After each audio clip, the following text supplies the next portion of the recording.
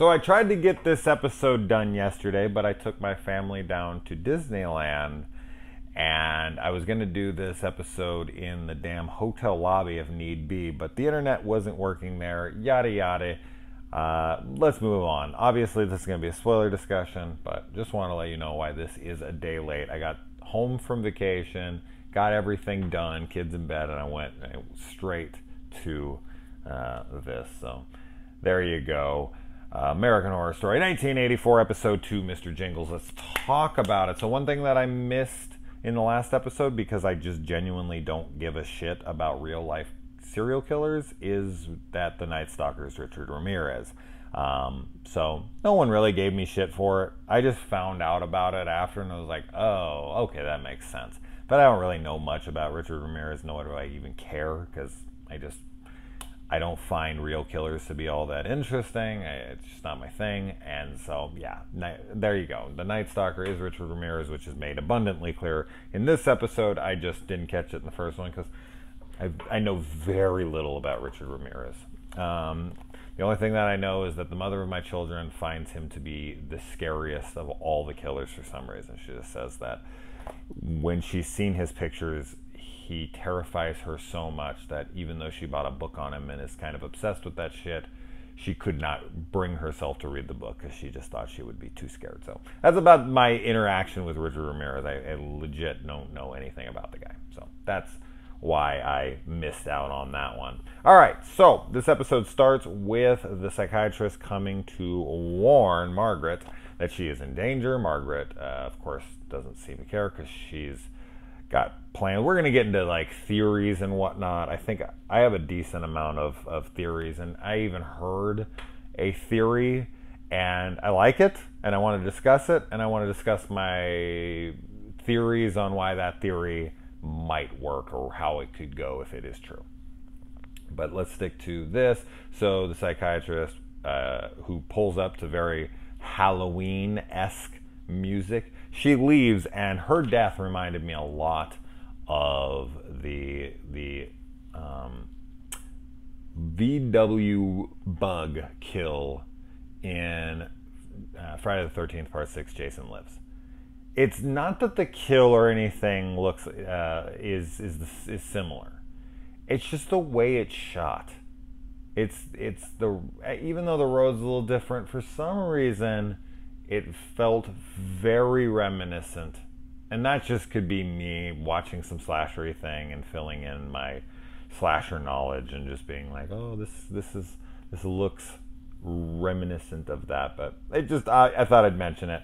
I'm sure no one else got that from it at all, but that's what I saw when I thought it. That's what I thought when I saw it.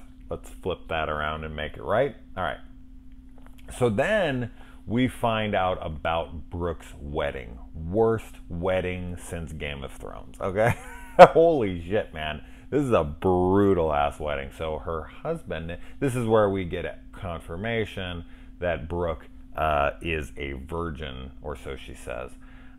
So of course she's the main protagonist of a slasher film. She has to be a virgin, right? So she's saving herself for marriage with her husband, and during her wedding, her husband accuses her and his best man of having an affair on him the night before their wedding. He came over there and he was there, and so he saw that he didn't leave till morning, and this was the time he was going to confront her, and so he ends up shooting the friend, the dad, and himself. And I absolutely loved the line. It's just such a fucked up, brutal line that you don't deserve to wear white, and then blows his brains out all over her red dress, making it red. I thought that was such a great line, such a great scene. It's a mess. This girl would be fucked in the head for life, man. You don't recover from that kind of stuff. But we're going to get into that a little later, because that's going to play into some of my theories. Then we find out Xavier has done some gay porn, and in a Boogie Nights-esque exchange with him and this porn director, producer dude, he goes and shows him the next John Holmes, Eddie Adams from Torrance, or as we come to know him, Dirk Diggler. Yeah, I thought that was pretty funny, and when he finally gets a peek at his dick, it very much reminds me of Boogie Nights, a favorite movie of mine, where the dude just keeps staring at it, and then he smiles as he looks up, and he's like, "Thank you very much." I think he's just sitting there, he cannot believe what he's looking at. It's like, the holy grail of cockage, and he walks away, and then he gets killed by who? Mr. Jingles?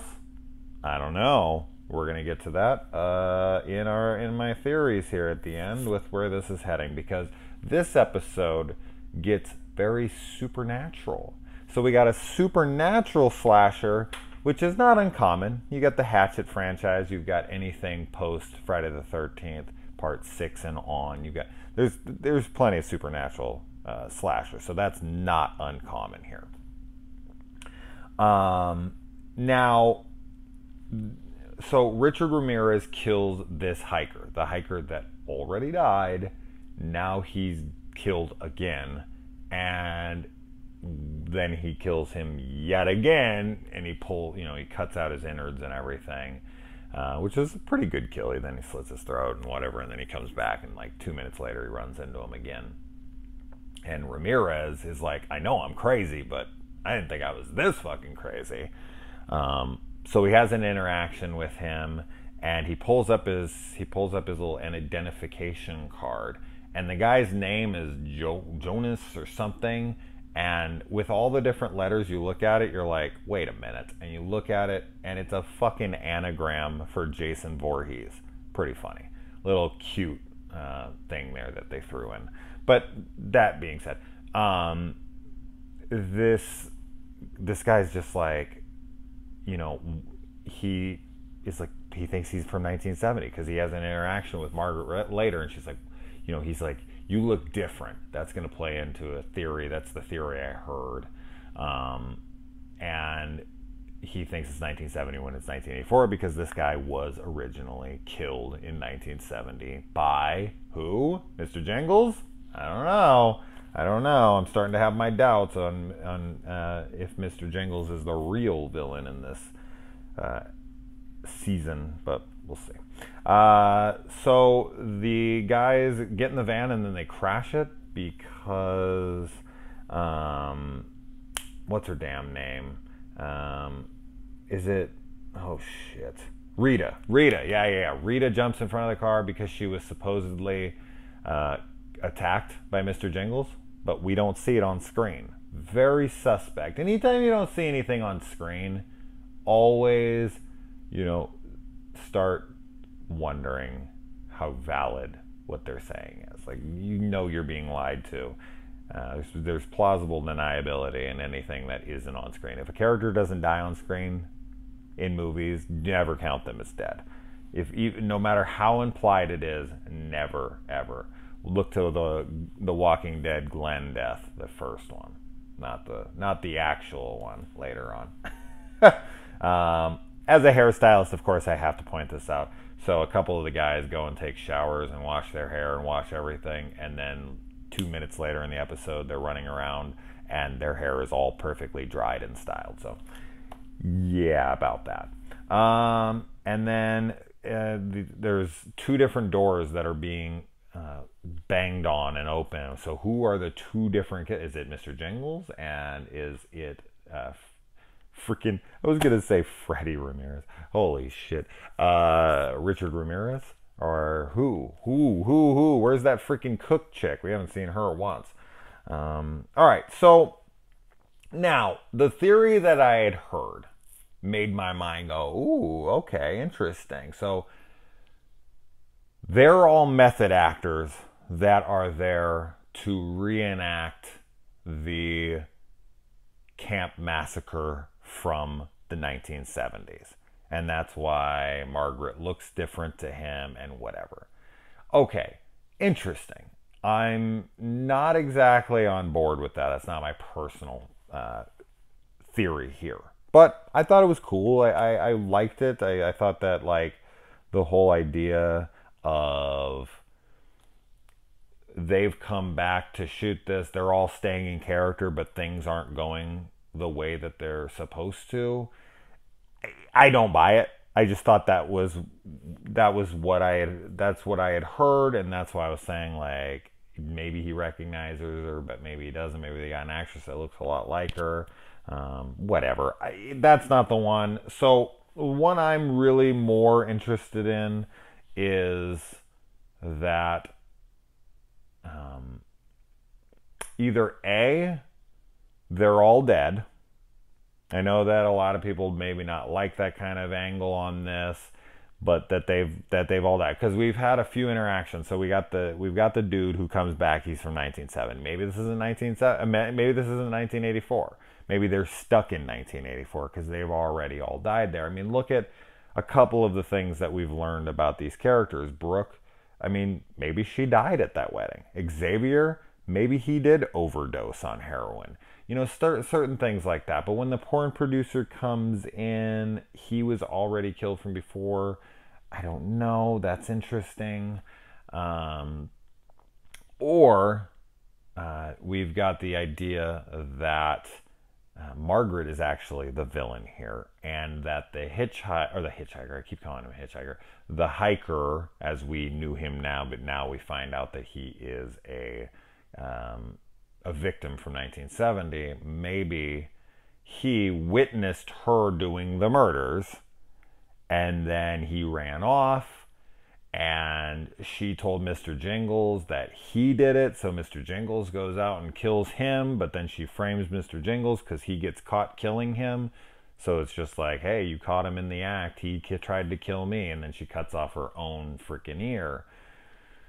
That said, why would Mr. Jingles still have the MO of cutting off the ear of the psychiatrist if he wasn't the one who actually cut everyone's ear off, if she was the one doing it? So I'm not sure that one holds up per se, but it's possible that he cut her ear off because she doesn't listen to him, or because maybe he's convinced himself he is the killer. She is playing both sides of this. So when Richard Ramirez comes in, I'm not sure why he actually even goes to her, but he seems to go to her for some reason there. He breaks into her place and maybe is intends to kill her, but he goes to her to ask her what the hell's up with this guy from 1970. Why would he think she knew, and what interactions has he had with her before? None to our knowledge. So why not anyone else there? Like, why does he pick her specifically? Because, I mean, would he know anything about her? Would he know that she's in charge of the camp? Would he, like, what knowledge does he have? I guess he's been hanging out a little while and has observed things, but he goes to her, what the hell's going on here? And then she essentially tries to turn him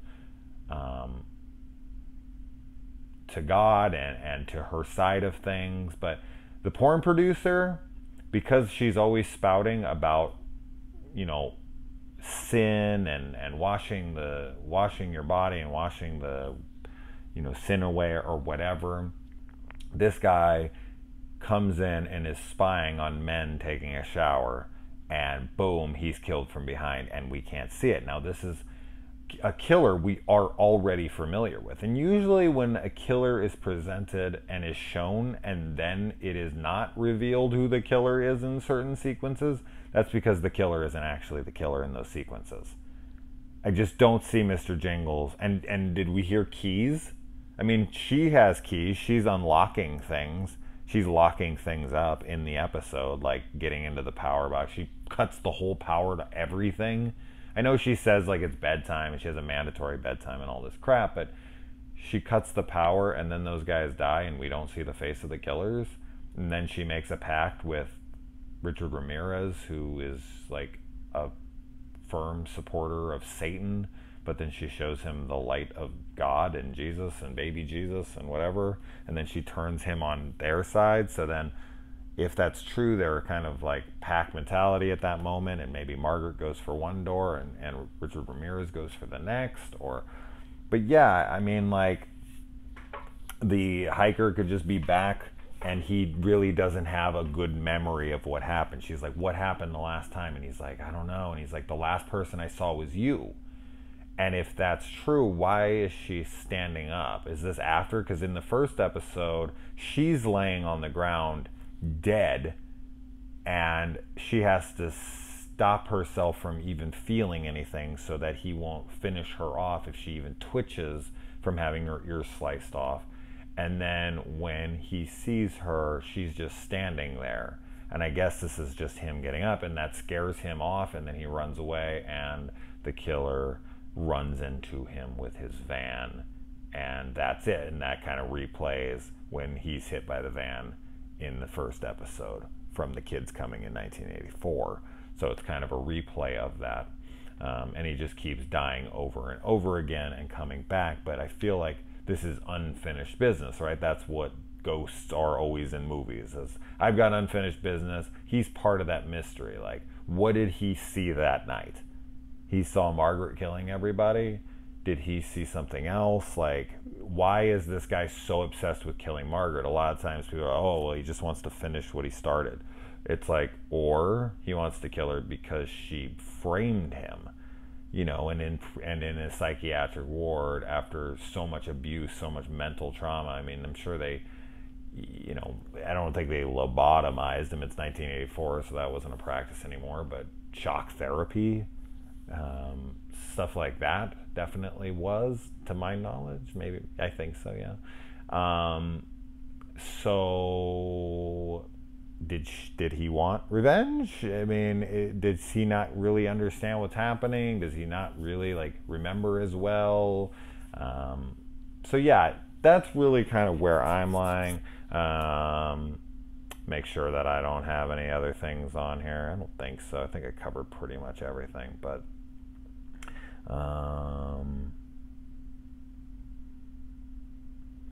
yeah, I mean, that's really all I got. But yeah, I mean, we go more supernatural. We got this guy who sees it. There's a lot going on here. But anyways, all right, we're gonna cut this short. I don't want to, not short, obviously. It's been going for a while, but I don't really have much else to say. What do you guys think? Do any of these make any sense? Do any of these pique your interest? Do you think all of them are bullshit? Do you think all of them are something? Or do you like, what are your theories? What do you think's going on here? I'm very much looking forward to this next episode. Do you think it's all going to take place in one night? Who do you think the real killer is? Do you think that there's 3 killers? Do you think there's 4? Do you think Mr. Jingles is innocent? Do you think he's fucking, like, what do you think? I want to know your guys' thoughts. I don't fucking know. I'm just guessing here. So let me know. See you next week.